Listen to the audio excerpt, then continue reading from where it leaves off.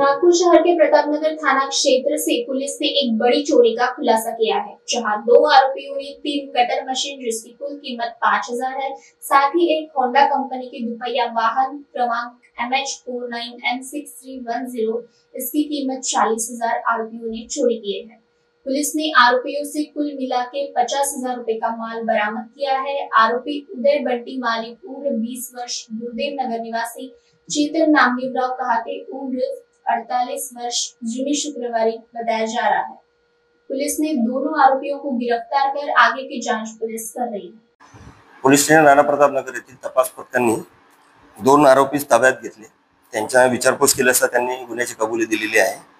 त्यामध्ये 3 cutter machine आहेत आणि एक लोखंड कापण्याचे मोठे कटर मशीन आहे। यांची एकूण किंमत 10,000 रुपये आहे।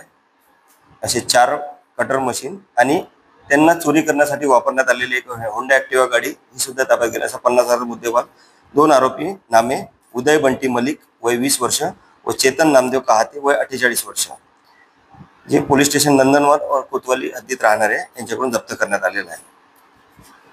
चोरीचा काय मोडस होता त्यांचा, काय त्याच्यात